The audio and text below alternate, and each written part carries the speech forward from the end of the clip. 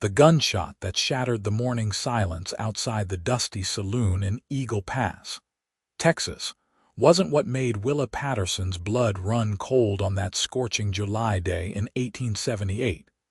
It was the feeling of cold steel pressed against her temple and the rough hand that seized her wrist as she tried to flee down the wooden boardwalk.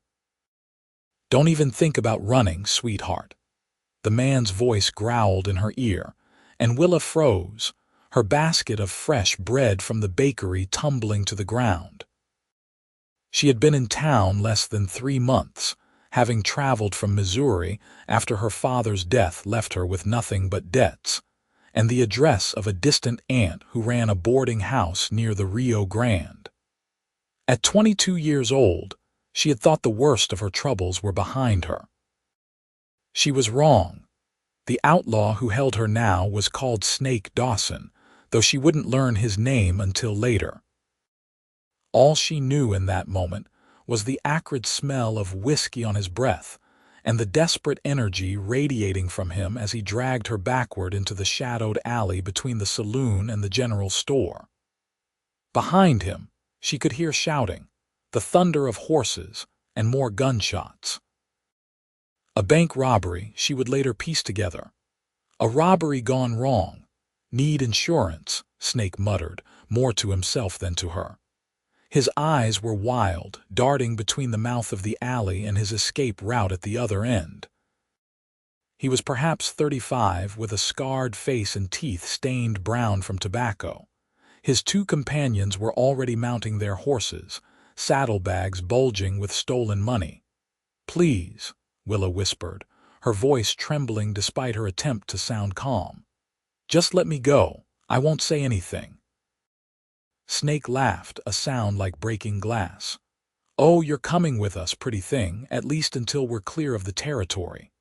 Then, with his free hand, he fumbled in his vest pocket and pulled out a tarnished silver ring.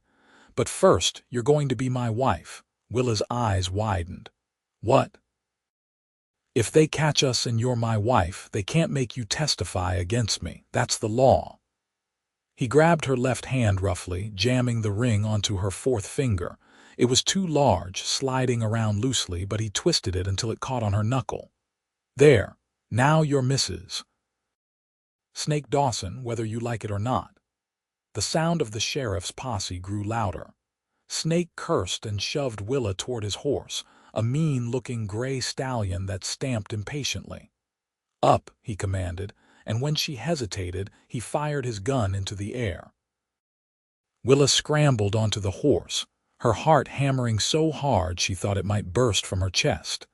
They rode hard out of Eagle Pass, kicking up clouds of dust that obscured the relentless Texas sun. Snake kept one arm locked around Willa's waist, his gun hand free and ready. His 2 companions flanked them, their faces covered with bandanas. They headed northeast, away from the border, into the harsh scrubland where the mesquite trees offered little shade and the heat shimmered in waves off the parched earth. Hours passed. Willa's throat grew dry, her lips cracked. The ring on her finger seemed to grow heavier with each mile, a physical reminder of her captivity. She thought of her Aunt Martha, who would be wondering why she hadn't returned from her morning errands. She thought of the simple life she'd been trying to build, the job she'd just secured helping at the schoolhouse. All of it slipping away with each thundering hoofbeat. They finally stopped as the sun began its descent, painting the sky in shades of orange and purple. They were somewhere in the middle of nowhere, surrounded by nothing but sparse vegetation and the occasional call of a hawk. Snake's companions built a small fire while he tied Willa's hands in front of her with rough rope. "Nothing personal," he said, though there was no kindness in his eyes. "Just business." "This isn't business," Willa said, finding her voice at last. "This is kidnapping. Nah, this is survival, and you're going to help us survive, Mrs. Dawson." He touched the brim of his hat mockingly and walked away to confer with his men. Willa sat on the hard ground, her bound hands resting in her lap. The ring caught the firelight, glinting mockingly. She twisted it with her thumb, and a plan began to form in her mind. If she could just get it off, if she could just escape before they got too far from civilization, maybe she could find her way back. But Snake seemed to read her thoughts because he looked over his shoulder at her and shook his head. Don't even think about it. You're with us now until I say otherwise. That night, Willa barely slept. She lay on the ground with only a thin blanket staring up at the vast expanse of stars. She had never felt so small, so helpless. But beneath the fear, anger began to kindle. She was not some piece of property to be claimed with a stolen ring and empty words. She was Willa Patterson, and she had survived worse than Snake Dawson. She just had to figure out how. The next morning they rode again, this time heading toward a town called Dry Creek, a ramshackle settlement that Snake's men seemed to know well. It was the kind of place where questions weren't asked and strangers were common. They arrived at midday, and Snake took Willa directly to a dilapidated building that served as both saloon and boarding house. "You stay here," he ordered, pushing her into a small room on the second floor. "You try to run, you try to talk to anyone, and I'll make sure you regret it. Understand?" Willa nodded, her jaw tight. Snake left, locking the door behind him, and she heard his heavy footsteps descending the stairs. Immediately she went to the window, but it was nailed shut. The door was solid. She was trapped. Hours crawled by. Willa examined every inch of the room, looking for a way out, but found nothing. Her stomach growled, reminding her she hadn't eaten since yesterday morning. The ring on her finger seemed to mock her with every glance. She tried again to remove it, but her knuckle was swollen from the heat and the rough handling, and the ring wouldn't budge. As the sun began to set, she heard voices outside, a commotion in the street. Pressing her ear to the door, she caught fragments of conversation. Something about a cowboy who'd shot one of Snake's men in a dispute over cards. Something about the sheriff from Eagle Pass still searching for the bank robbers. Hope flickered in Willa's chest. If the law was this close, maybe there was still a chance. But Snake returned before she could formulate any plan. He was drunk, his movements unsteady, his eyes glazed. "Well, Mrs. Dawson," he slurred, "looks like we're going to be here a while. The law's sniffing around, but they don't know we're here yet." "You can't keep me here forever," Willa said, backing away from him. "Don't need forever. Just until the heat dies down." He stumbled toward her, and Willa's blood ran cold. But before he could reach her, there was a shout from downstairs, followed by the sound of breaking glass. Snake cursed and turned toward the door. "Stay here," he commanded, though it was hardly necessary given the locked door. He left, and Willa heard the chaos escalating below. Gunshots, more shouting, the thunder of boots on wooden floors. She pressed herself against the wall, her heart racing, unsure whether to hope or to fear. Then the door burst open, but it wasn't Snake who stood in the doorway. It was a man she'd never seen before, tall and broad-shouldered, with dark hair that curled slightly at the collar and eyes the color of a Texas sky just before a storm. He wore a dusty brown shirt, worn denim pants, and a gun belt slung low on his hips. A cowboy's hat was pushed back on his head, revealing a face that was handsome despite, or perhaps because of the small scar that ran through his left eyebrow. "Madam," he said, his voice surprisingly gentle given the violence she'd just heard. "Are you Willa Patterson?" She nodded, unable to speak. "Your aunt sent word to the sheriff. Said you'd been taken by Snake Dawson during the bank robbery. Name's Colt Everly. I'm here to take you home." Tears sprang to Willa's eyes before she could stop them. "Thank God," she whispered. Colt crossed the room in 3 long strides, his hand outstretched. "We need to move fast. Snake's pinned down at the bar, but that won't last long." He noticed her bound wrists and immediately pulled a knife from his belt, slicing through the rope with quick efficiency. "Can you ride?" "Yes," Willa said, rubbing her chafed wrists. The ring glinted in the lamplight and Colt's eyes fell on it. His expression darkened. "Did he hurt you?" The question was quiet, but there was steel beneath it. "No, not like that. But she held up her hand, showing him the ring. "He forced this on me. Said it made me his wife so I couldn't testify. I've been trying to get it off, but it's stuck." Colt's jaw tightened. "We'll deal with that once we're safe. Right now, we need to go." He took her hand carefully, she noticed, avoiding the ring, and led her to the door. The hallway was empty, but she could hear fighting continuing below. Colt moved with the confidence of a man who'd been in tight situations before, checking around each corner, his hand never far from his gun. They made it to a back staircase and descended quickly. At the bottom, they emerged into the alley behind the building. 2 horses waited there, one of them a beautiful chestnut mare that whinnied softly at their approach.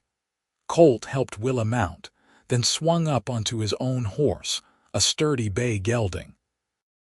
"Hold on tight," he said, and they took off into the darkness. They rode for hours, putting as much distance between themselves and Dry Creek as possible. Colt seemed to know the land well, navigating by starlight through terrain that looked identical to Willa's untrained eye. She focused on staying in the saddle, her body exhausted but her mind racing. Who was this man who'd risked his life to save her? How had he known where to find her? Finally, when the moon was high overhead, Colt slowed his horse and led them to a small creek bed where a few scraggly trees offered some shelter. "We'll rest here a few hours," he said, dismounting. "Give the horses a break." Willa slid from her saddle, her legs trembling. Colt was at her side immediately, steadying her with a hand on her elbow. "You did good," he said. "Most people would have fallen off miles back." "I grew up around horses," Willa said. "My father had a small ranch in Missouri before." She trailed off, not wanting to revisit those painful memories. Colt nodded, seeming to understand. He pulled supplies from his saddlebag, a canteen, some dried meat, and a blanket. "Here, drink slowly." The water was the most delicious thing Willa had ever tasted. She forced herself to sip it, though she wanted to gulp it down. Colt built a small, nearly smokeless fire, and they sat on opposite sides of it, the silence between them comfortable despite the circumstances. "You said my aunt sent word," Willa asked finally. "She was frantic when you didn't come home." "The whole town saw Snake grab you, but by the time the posse got organized, you were gone. Your aunt remembered me. I'd done some work on her boarding house roof last month. She knew I was good at tracking, so she asked if I'd help." He poked at the fire with a stick. "I've been following your trail for 2 days." "Why?" Willa asked. "I mean, thank you, but why would you risk your life for a stranger?" Colt looked up at her, and in the firelight his eyes were warm. "Because leaving someone to Snake Dawson's mercy isn't something I could live with. And besides," he added with a small smile, "you're not entirely a stranger. I saw you in town a few times, at the schoolhouse." Willa blinked, searching her memory. Then it came to her, a tall cowboy who tipped his hat to her one morning as she was unlocking the schoolhouse door. She'd been carrying a stack of books and had nearly dropped them all. He'd helped her, his hands steady and strong, and she'd thanked him shyly before hurrying inside. She'd thought about him more than once since then, wondering who he was. "I remember," she said softly. They looked at each other across the fire, and something passed between them: recognition, attraction, possibility. Then Colt's gaze fell again to the ring on her finger, and his expression shuddered. "Let me see if I can get that off for you," he said, moving around the fire to sit beside her. "May I?" Willa held out her hand, and Colt took it gently in both of his. His hands were calloused but warm, and she felt a strange flutter in her chest at his touch. He examined the ring carefully, turning her hand this way and that in the firelight. "It's stuck on the swelling," he said. "If we can reduce that, it should come off easier." He wet his bandana with water from the canteen and wrapped it around her finger, covering the ring. "Keep this on for a bit. The cold should help." They sat in silence again, Willa acutely aware of Colt's proximity. He smelled of leather and sage and something else, something clean and masculine that made her pulse quicken. She realized she was staring at his profile, the strong line of his jaw, the way his dark hair fell over his forehead, and forced herself to look away. "Tell me about yourself," Colt said suddenly, to pass the time. So Willa told him. About her childhood in Missouri, about her father's struggle to keep the ranch afloat, about his death and the debts that followed. About coming to Texas with nothing but hope and determination, about her aunt's kindness, about the job at the schoolhouse that had felt like a fresh start. "Until Snake Dawson ruined it," she finished bitterly. "He didn't ruin it," Colt said firmly. "You're going back to Eagle Pass, back to that job, back to your life. This was just a detour. A detour that includes being forced into a fake marriage at gunpoint." "Not a real marriage," Colt said. "He can say what he wants, but without a proper ceremony, without consent, it's nothing. Just an outlaw's desperate trick." Willa looked down at the ring, still concealed beneath the wet bandana. "I know, but it feels real enough." Colt was quiet for a moment. Then he said, "May I try again?" Willa nodded, and Colt carefully unwrapped the bandana. The cold water had indeed reduced some of the swelling. He took her hand again, his touch impossibly gentle, and began to work the ring off. It was slow going, and Willa winced a few times, but Colt was patient. Finally, with one last careful twist, the ring slid free. "There," he said, holding it up to the firelight. It was a cheap thing, tarnished and ugly with no markings of any kind.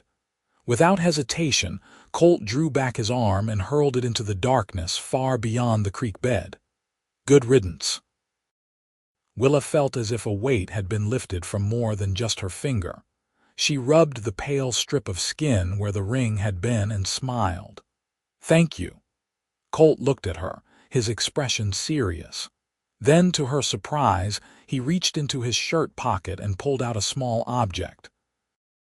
It was a ring not fancy but well made, a simple gold band with a delicate pattern etched around it.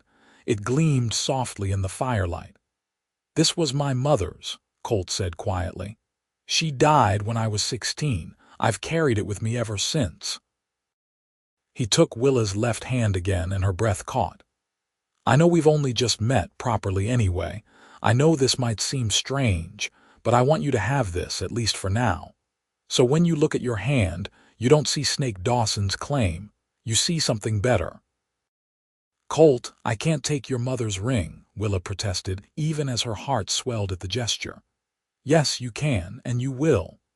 His eyes met hers, steady and sure. "Wear it on your right hand if you prefer, or your left, I don't care. I just want you to have something good to replace something bad." Slowly, Willa held out her right hand, not trusting herself to speak. Colt slipped the ring onto her finger, and it fit perfectly, as if it had been made for her. The gold was warm against her skin, and the etching caught the light beautifully. It was the most precious thing anyone had ever given her. "It's beautiful," she whispered. "It suits you," Colt said, and the way he looked at her made Willa's cheeks flush. They sat there, hands still touching, the fire crackling between them and the vast Texas night stretching overhead. Willa felt something shift inside her, something she couldn't quite name, but that felt like hope and possibility and the beginning of something new. Finally, Colt cleared his throat and pulled his hand back gently. "You should try to sleep. We have a long ride tomorrow."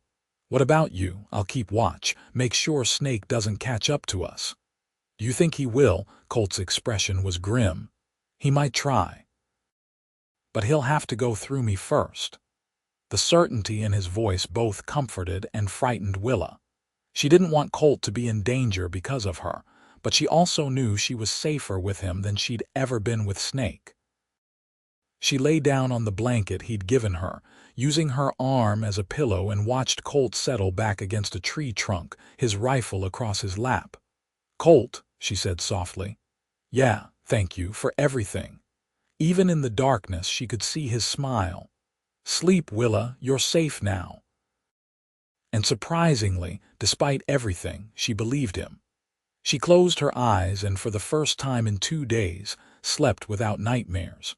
She woke to the smell of coffee and the sound of birds greeting the dawn.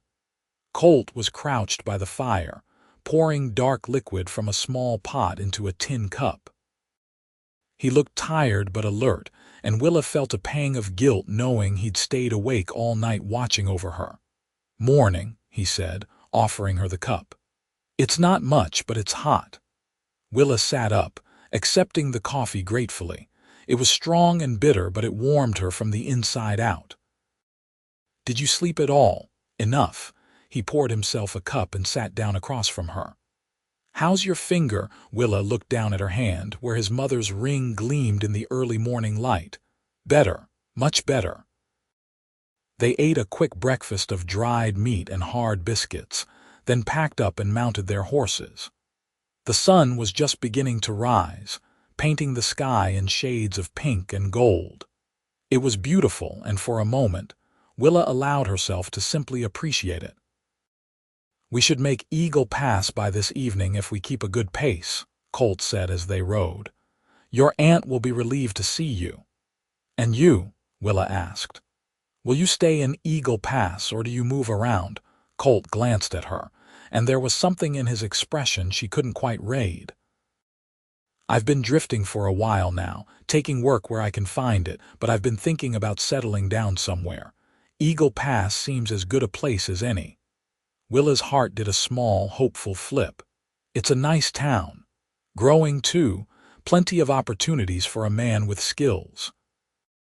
"What about you?" Colt asked. "You planning to stay?" "I don't have anywhere else to go," Willa said honestly. "And besides, I like it there. The people are kind, the schoolchildren are eager to learn. It feels like home, or at least the beginning of one."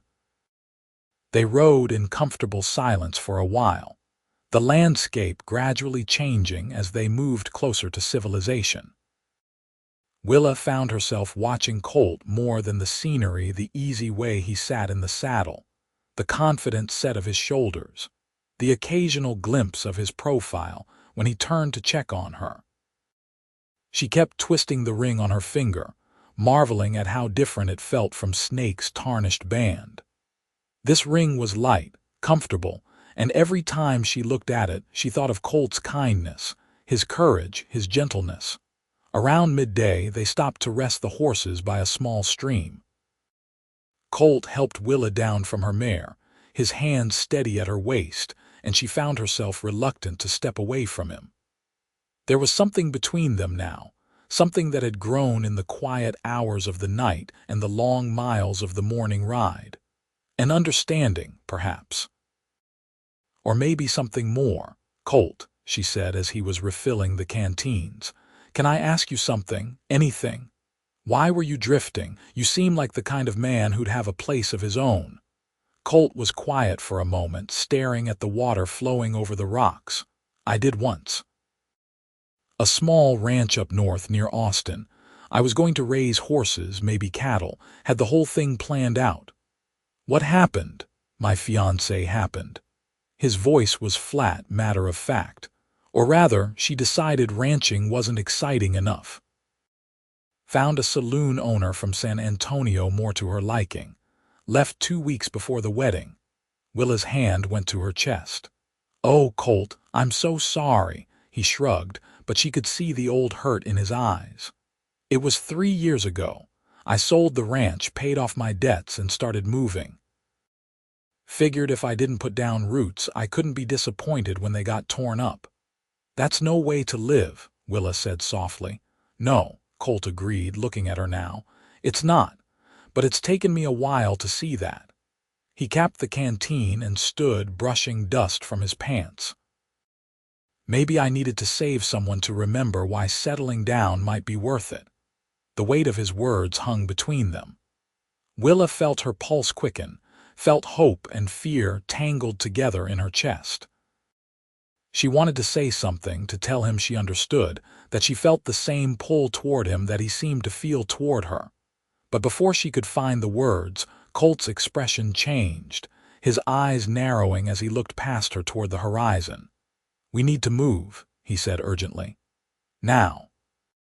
Willa turned and saw a dust cloud in the distance, moving fast. Riders, and they were heading straight for them. "Snake," she whispered, "probably, or his men."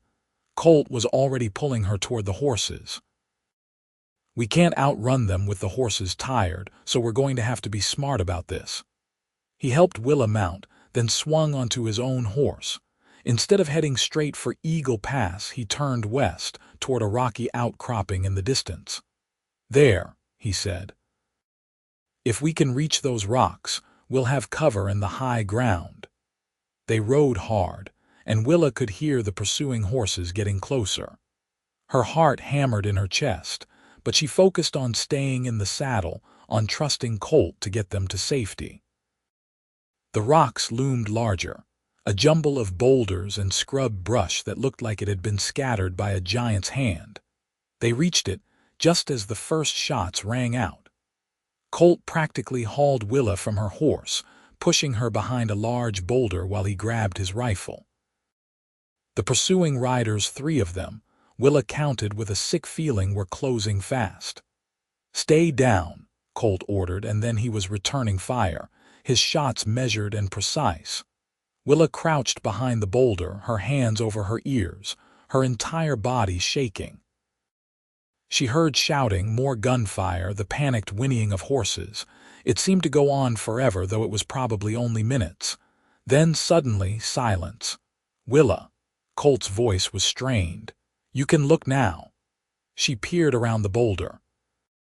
2 of the riders were on the ground, their horses scattered. The 3rd was riding away as fast as his horse could carry him, disappearing back into the distance. Colt was leaning against the rock, his hand pressed to his side, and with a jolt of horror, Willa saw blood seeping between his fingers. "Colt," she scrambled to his side, her fear for herself forgotten. "You're hurt." "Just grazed me," he said, but his face was pale. "I've had worse." "Let me see."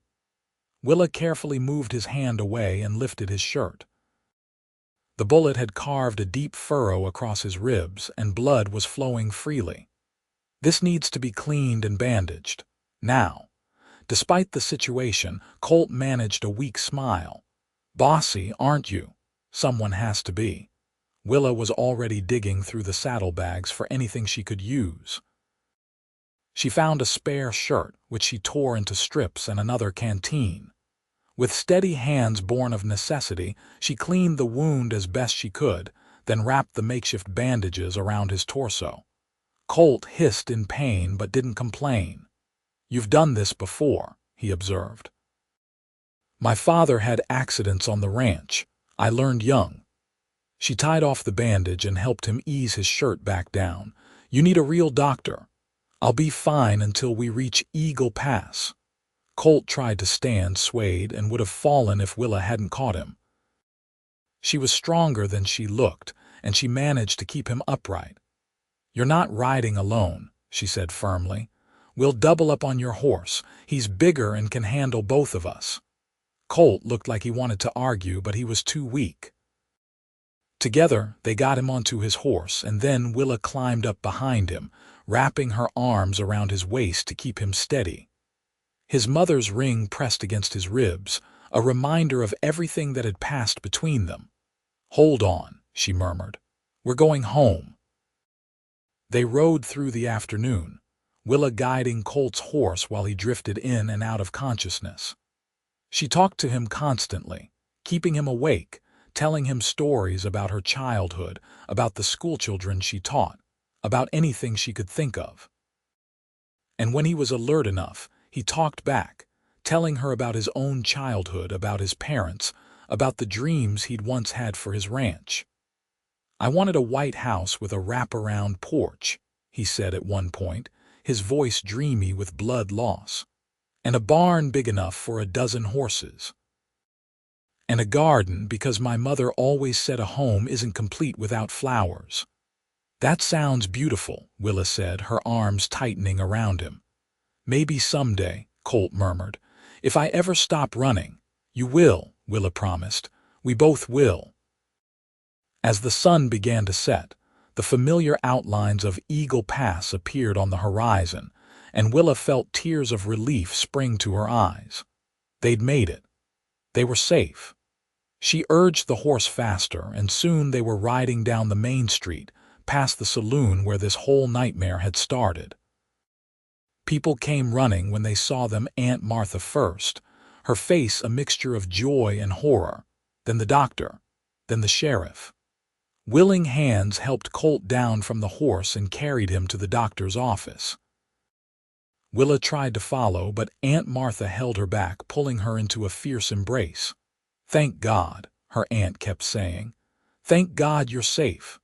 But Willa's eyes were on the door to the doctor's office where Colt had disappeared. "He saved me, Aunt Martha. He saved me, and now he's hurt because of me." "Hush, child. The doctor's the best in 3 counties. He'll be fine." Aunt Martha pulled back to look at Willa properly, her eyes scanning for injuries. "Did that monster hurt you?" "No, Colt got to me before." Willa trailed off, unable to finish the sentence. "But he put a ring on my finger, claimed I was his wife." Aunt Martha's expression darkened. "Where is it? We'll throw it in the river." "Colt already took care of it." Willa held up her right hand where his mother's ring gleamed. "And then he gave me this." Aunt Martha's eyes widened as she recognized the gesture for what it was. "Oh, honey. I know it's too soon," Willa said quickly. "I know we barely know each other, but Aunt Martha, when I'm with him, I feel safe. I feel seen. And the way he talks about the future, about settling down." She shook her head. "I'm probably being foolish." "You're being human," Aunt Martha said gently. "And from what I've seen of Colt Everly, he's a good man, better than most. If something's growing between you two, don't fight it just because it's happening fast. Life's too short, and the heart knows what it wants." They waited for what felt like hours but was probably only one. Finally, the doctor emerged, wiping his hands on a towel. "He'll be fine," he announced. "Lost some blood, and he'll need to rest for a few days, but the wound is clean. He's lucky an inch deeper, and it would have been much worse." "Can I see him?" Willa asked. The doctor smiled. "He's been asking for you." Willa slipped into the small room where Colt lay on a narrow bed, his torso wrapped in proper white bandages. He looked pale but alert, and when he saw her, his face brightened. "Hey," he said. "You stayed." "Of course I stayed." Willa pulled a chair up beside the bed and sat down, taking his hand. "How are you feeling?" "Like I got shot." But he was smiling. "Doc says I'll live, though." "Good, because I'm not done thanking you yet." Colt's thumb rubbed across her knuckles, over the ring he'd given her. "You don't need to thank me. I did what anyone would do." "No," Willa said firmly. "You did what a hero would do. You risked your life for mine. You gave me this ring to replace the one that monster forced on me. You talked about the future like I might be part of it." She took a deep breath, her heart pounding. "And I want to be, Colt, part of your future, if you'll have me." Colt's eyes widened. "Willa, you've been through hell these past few days. You don't have to decide anything right now." "I'm not deciding out of gratitude or fear or trauma," Willa said. "I'm deciding because somewhere between you rescuing me and you getting shot protecting me, I realized something. I realized that you're the kind of man I've been hoping existed. Strong but gentle. Brave but kind. And when you talk about that white house with the wraparound porch and the barn and the garden, I can see it. I can see us there." Colt stared at her, and she watched emotions play across his face: surprise, hope, fear, longing. Then he raised her hand to his lips and pressed a soft kiss to her knuckles, just above the ring.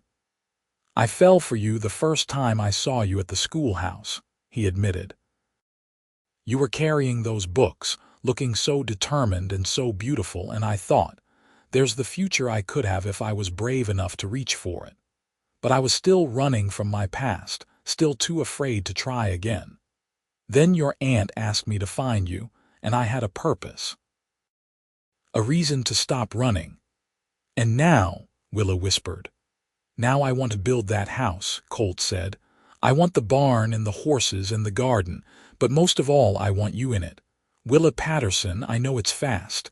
I know we've got a lot to learn about each other. But I'm done running and I'm done being afraid. I'm ready to put down roots if you're willing to grow them with me." Tears spilled down Willa's cheeks, but they were happy tears. "Yes," she said. "Yes, I'm willing. I'm more than willing." Colt pulled her closer, and despite his injury, despite everything they'd been through, he kissed her. It was gentle and sweet and full of promise, and Willa felt her entire world shift into place. This was right. This was real.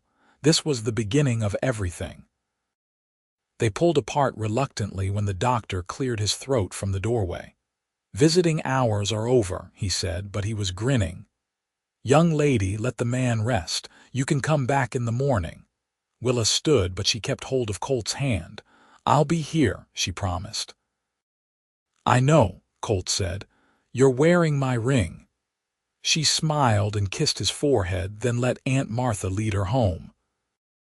That night, safely tucked into her own bed in her aunt's boarding house, Willa stared at the ring on her finger and felt overwhelmed by how much her life had changed in just a few short days. She'd been kidnapped, threatened, and claimed by an outlaw. But she'd also been rescued, protected, and cherished by a cowboy who saw her as more than just a damsel in distress. Snake Dawson had forced a ring onto her finger at gunpoint, trying to chain her to him through fear and violence. But Colt Everly had removed it and given her his own, freely and with love, asking nothing in return except the chance to build a future together. And Willa knew, with absolute certainty, which ring and which man she would choose for the rest of her life. The next few days passed in a blur. Colt recovered quickly, his natural strength and stubbornness refusing to let a mere bullet wound keep him down. The sheriff came by to take statements from both of them, and Willa learned that the rider who'd escaped had been captured trying to sneak back into Dry Creek. He'd confessed that Snake and his remaining men had headed for Mexico, deciding that Texas was too hot for them. "You won't have to worry about him anymore," the sheriff assured Willa. "We've got wanted posters out across 3 states. If he shows his face anywhere near here again, he'll hang." It should have made Willa feel better, but she found she didn't want to think about Snake Dawson at all. That chapter of her life was over. She was focused on the future now. As soon as Colt was well enough to walk, he started making plans. He met with the land office, looked at properties around Eagle Pass, consulted with carpenters and ranch hands. Willa watched him transform from a drifter to a man with purpose, and she fell more in love with him every day. "Come with me," he said one morning, about a week after their return.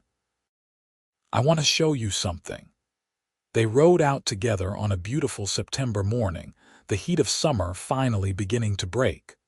Colt led her to a piece of land about 5 miles from town, nestled against a small river with cottonwood trees providing shade. Rolling hills stretched in every direction and the grass was green and lush. "This is it," Colt said, dismounting and helping Willa down. "This is where I want to build our home." Willa looked around, her heart swelling. It was perfect, not too isolated but not too close to town, with water for livestock and crops, with natural beauty that took her breath away. "It's beautiful," she whispered.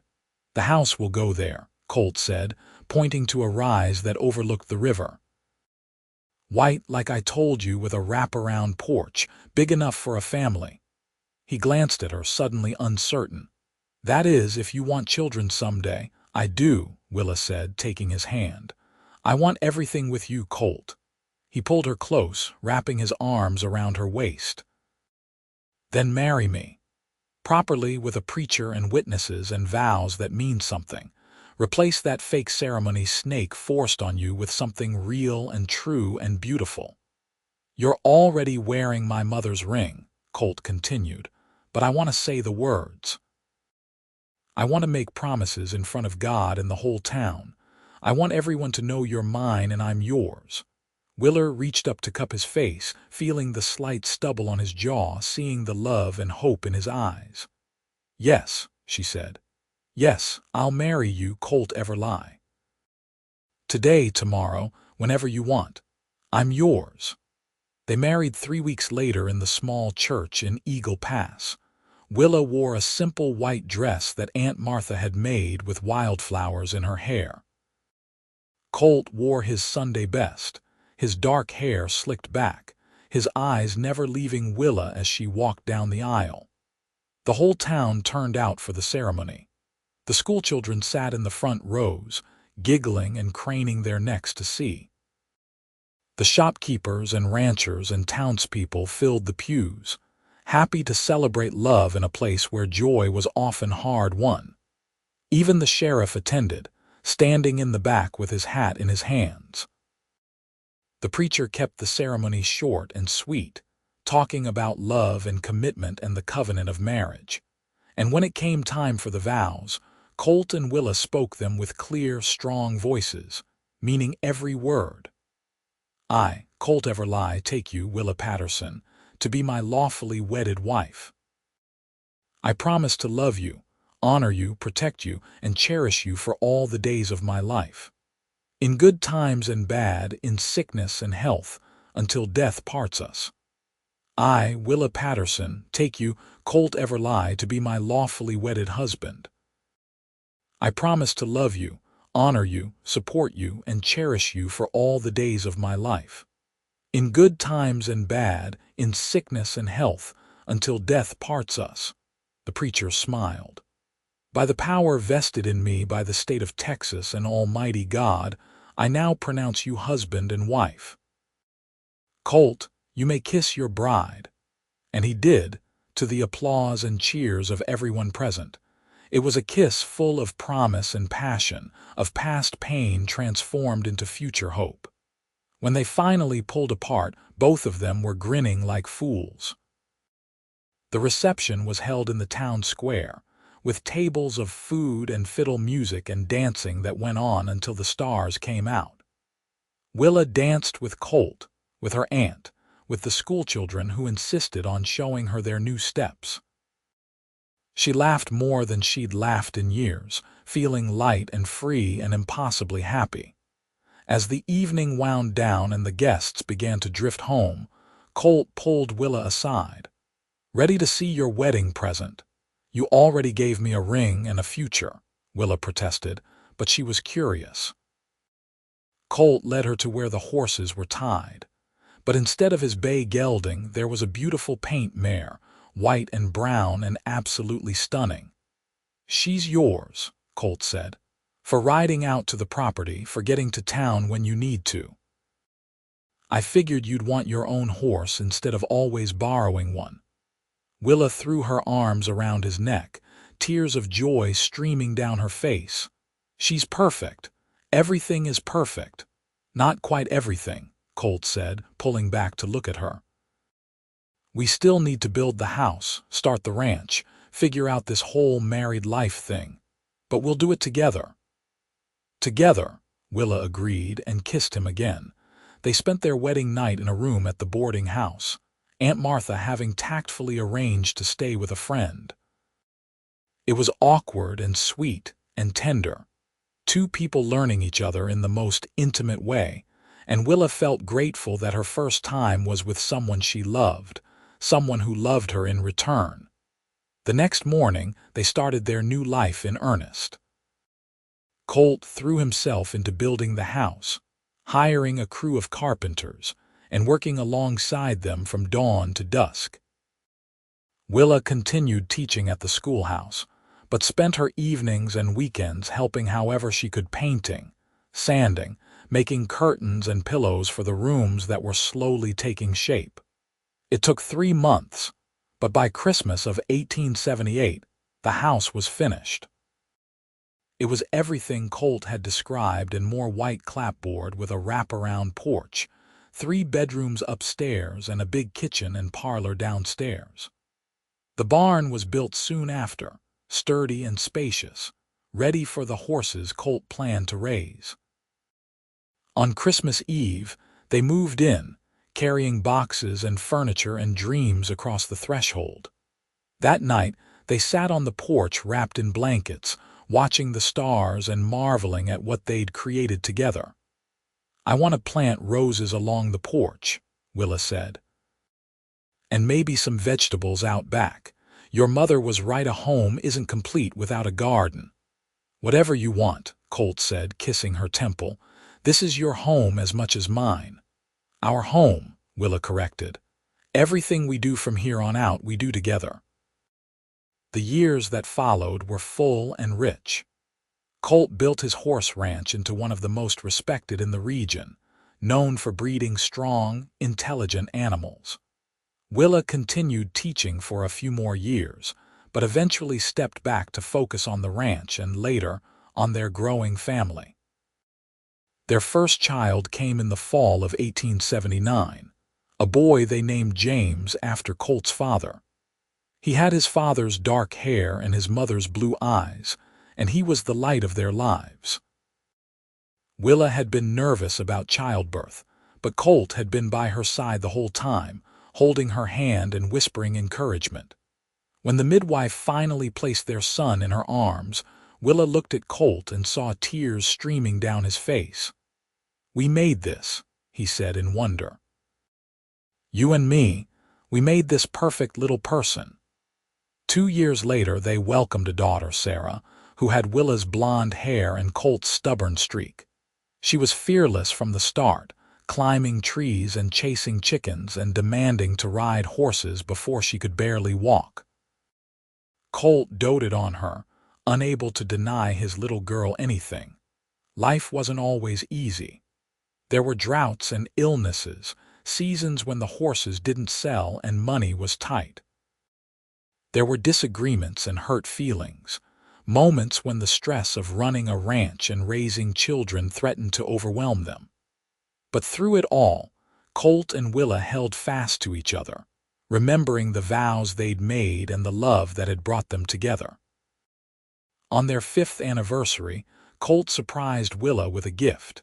It was a new ring, more elaborate than the simple band his mother had worn, with small diamonds set into the gold. "I want to give you something that's just ours," he said, as he slipped it onto her finger alongside the original. "To mark 5 years of building this life together." Willa looked at the 2 rings, tears in her eyes. "I'll never take them off," she promised. By their 10th anniversary, the ranch was thriving. They'd expanded their land, built a bigger barn, and hired hands to help with the work. James was nearly 11, already tall for his age, and showing an aptitude for working with horses that made his father proud. Sarah was 8 and wild as the wind, but with a kind heart that endeared her to everyone. They'd also welcomed a 3rd child, another boy they named Thomas, who was quiet and thoughtful, preferring books to ranch work but loving the land nonetheless. Willa saw herself in him and made sure he knew it was all right to be different, to want different things. The town of Eagle Pass had grown too, becoming more civilized as the years passed. The Wild West was slowly fading into history, replaced by railroads and telegraphs, and the steady march of progress. Sometimes, Willa would look at the ring on her finger and remember that day in 1878 when Snake Dawson had forced a different ring onto her hand, when her life had hung in the balance, and the future had seemed impossibly dark. And then she would look at Colt, at the life they'd built, at the children they were raising, and she would feel overwhelming gratitude for the cowboy who'd removed that ring and given her his own, who'd seen past her fear to the strength beneath, who'd chosen her not out of desperation or violence, but out of love and hope and the belief that they could make something beautiful together. One evening, when the children were in bed and the house was quiet, Willa and Colt sat on their porch watching the sun set over the land they'd tamed together. Colt had his arm around her shoulders, and Willa leaned into him, content. "You ever think about that day?" she asked. "When you found me in Dry Creek?" "Sometimes," Colt admitted. "Usually when I'm counting my blessings. I think about it too. I think about how different my life would be if you hadn't come for me, if you hadn't been brave enough to track me down and face Snake and his men." Colt turned to look at her, his expression serious. "I would have done it 1,000 times over, Willa.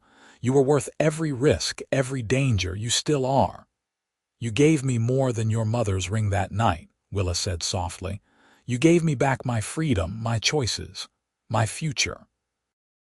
You let me decide who I wanted to be and who I wanted to be with. And you chose me," Colt said, wonder still evident in his voice after all these years. "A drifter with nothing to offer but a dream and a promise."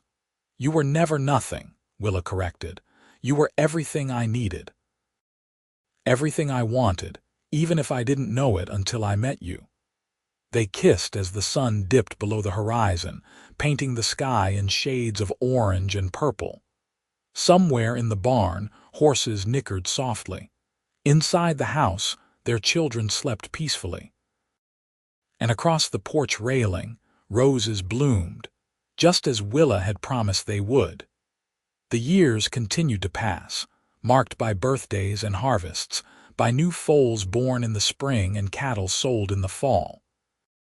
James grew into a fine young man, eventually taking over more and more of the ranch operations as Colt's hair began to gray at the temples. Sarah, true to her wild nature, became an accomplished rider and eventually opened her own small school in Eagle Pass, teaching not just reading and arithmetic but horsemanship to any child who wanted to learn.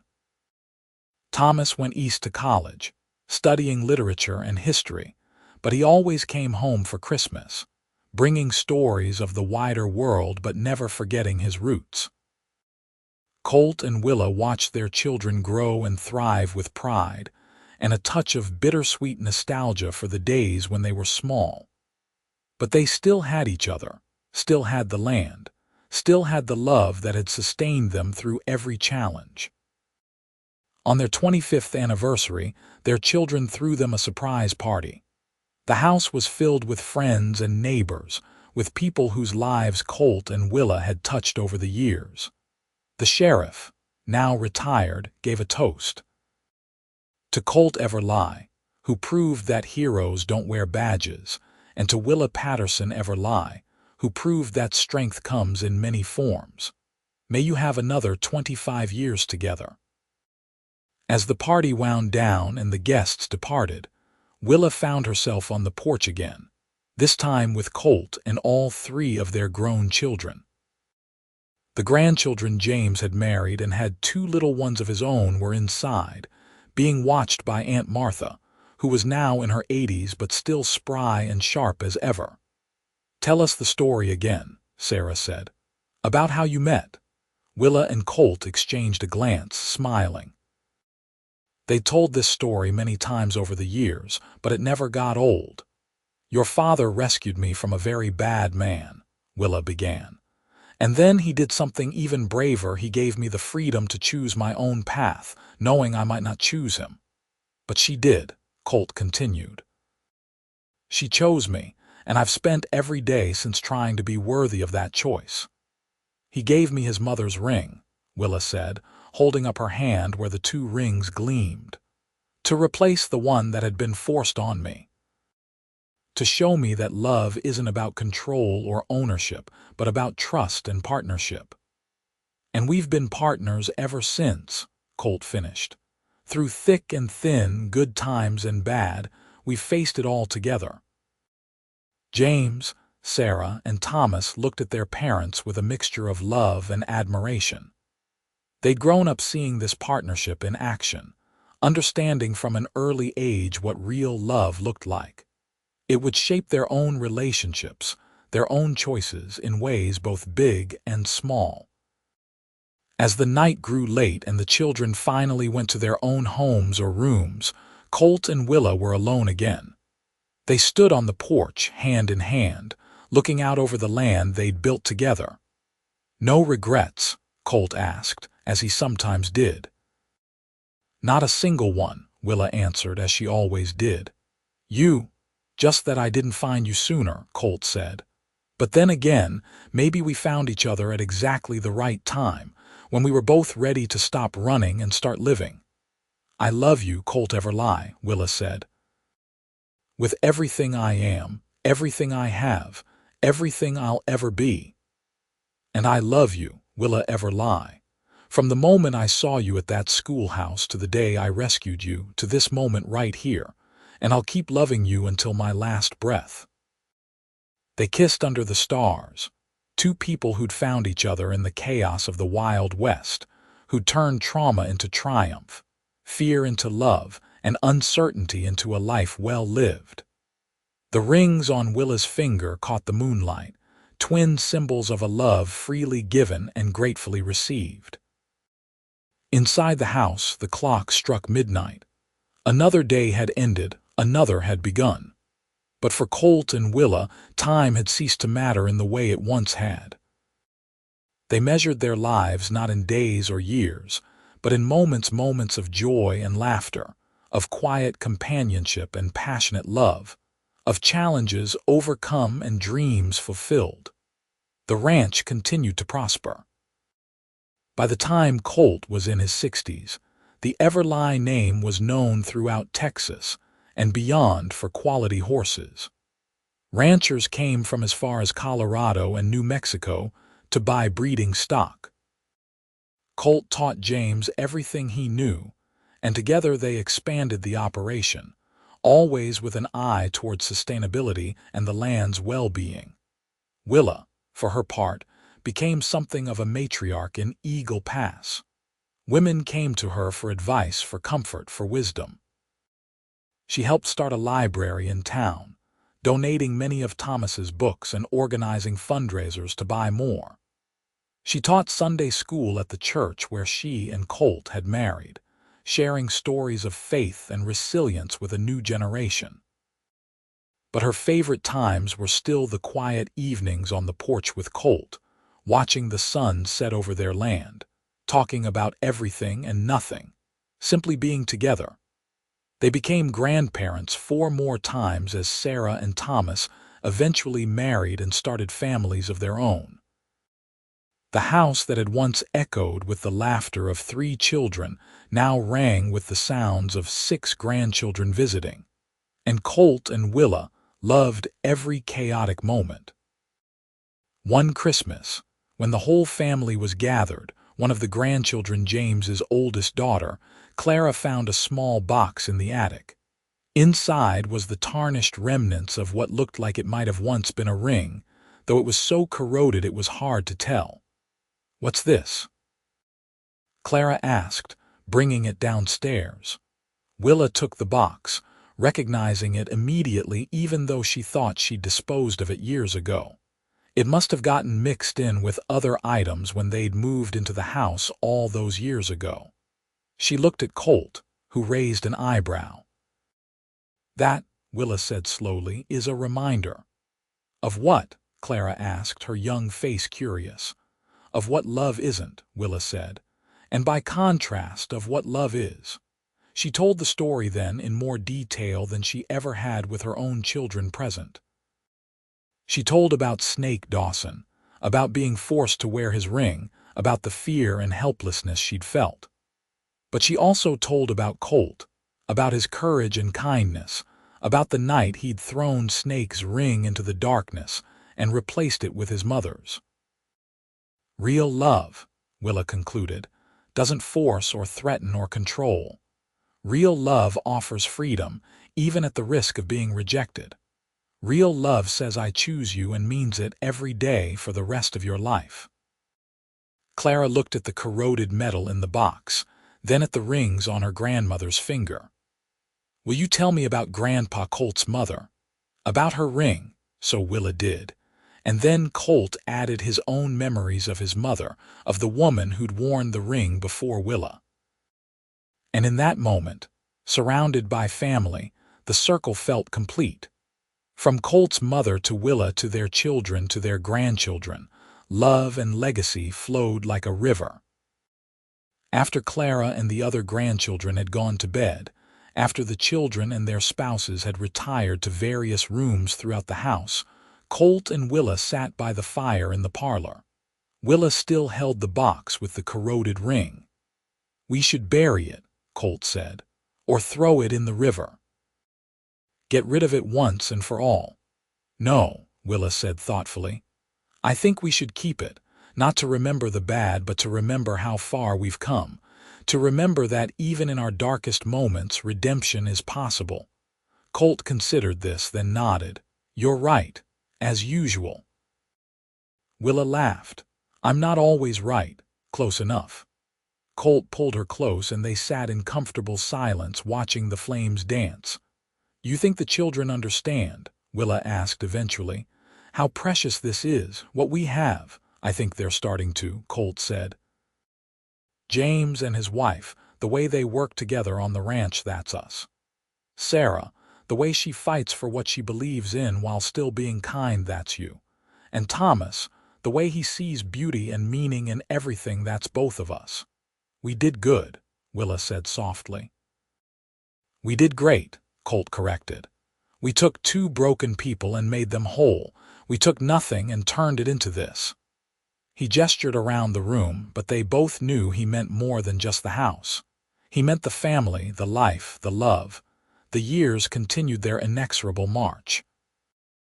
Colt's hair went completely white, and his steps became slower, but his mind remained sharp, and his love for Willa never wavered. Willa developed arthritis in her hands, making it harder to do the fine sewing and handwork she'd once loved, but she adapted, finding new ways to contribute and create. They celebrated their 50th anniversary surrounded by children, grandchildren, and even a few great-grandchildren. The party was held at the ranch, under a tent set up in the yard, with half the town in attendance. The governor of Texas sent a letter of congratulations, praising them as examples of pioneer spirit and enduring love.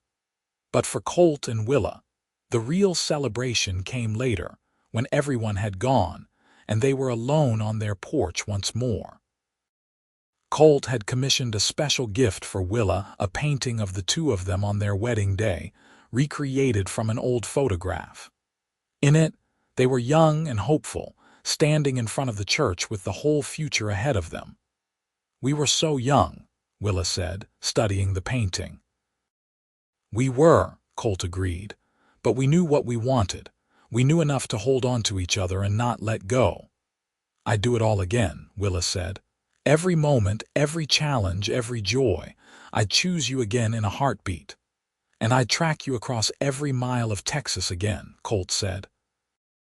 "I'd face down 100 Snake Dawsons if it meant getting to spend 50 years by your side." They held each other as the stars came out.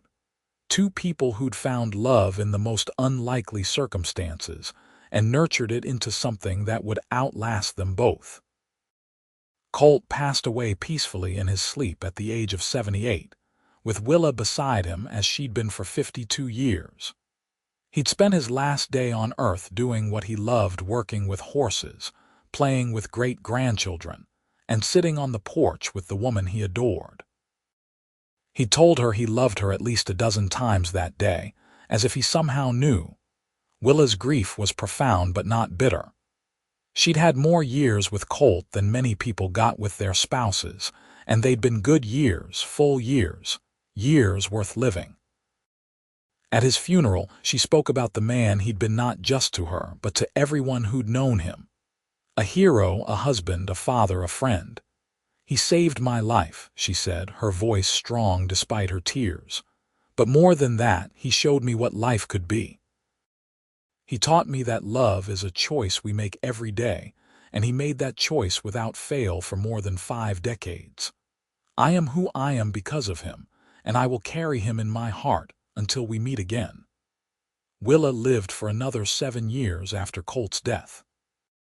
She stayed on the ranch, which was now fully run by James and his oldest son. She spent her days working in her garden, visiting with grandchildren and great-grandchildren, and sitting on the porch where she and Colt had spent so many evenings. She never took off his rings. Sometimes, late at night, she would talk to him as if he were still there.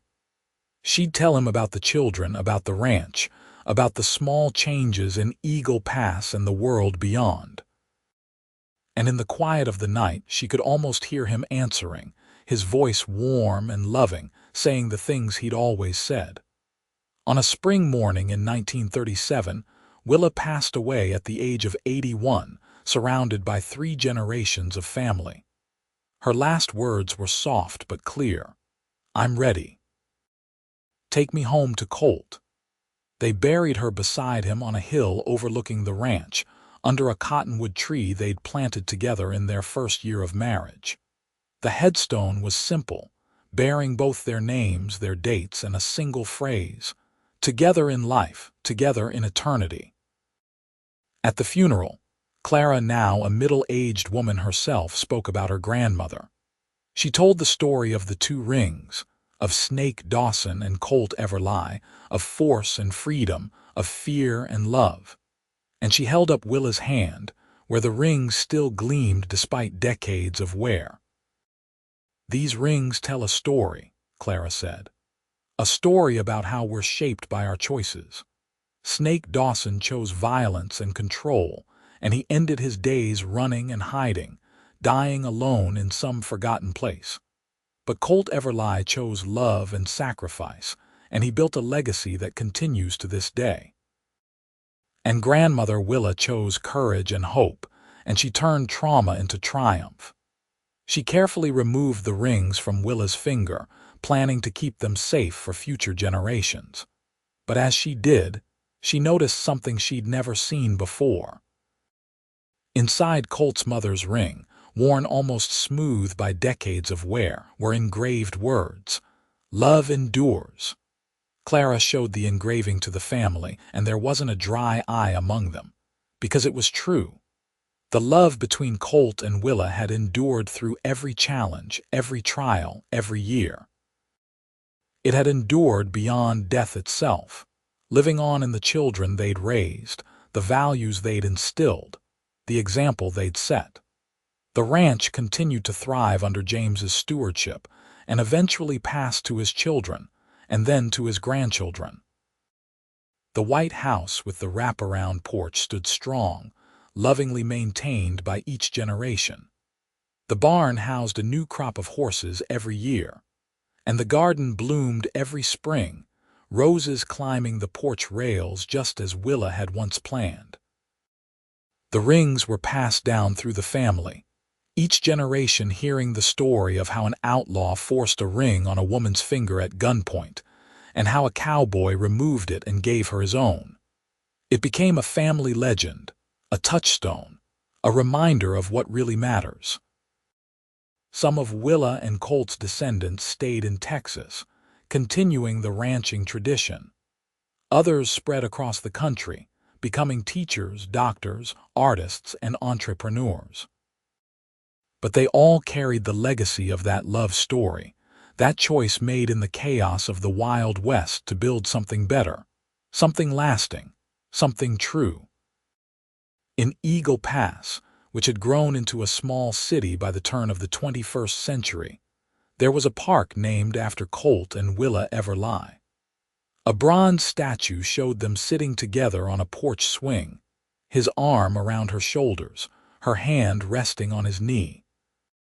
And on her finger, carefully sculpted in bronze, were 2 rings. Couples often visited the statue, especially newlyweds, touching the rings for luck. Parents brought their children to tell them the story. And sometimes, on quiet evenings when the park was empty, people swore they could feel a presence there, something warm and loving and eternal, because love like that doesn't truly die. It transforms, it evolves, it continues. Colt and Willa's love story began in violence and fear, but transformed into something beautiful and enduring. It weathered every storm, survived every challenge, and ultimately created a legacy that would continue for generations. An outlaw had forced a ring on Willa's finger at gunpoint, trying to claim her through fear and coercion. But a cowboy had removed it and given her his own, freely offered and gratefully received.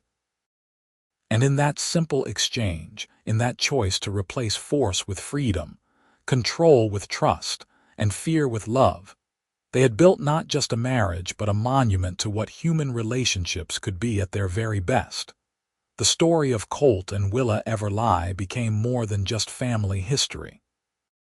It was told in schools, written about in local history books, and referenced whenever people talked about the character of Eagle Pass. It represented the best of what the Wild West had been, not just the violence and chaos, but also the courage, resilience, and love that had tamed the frontier and built communities.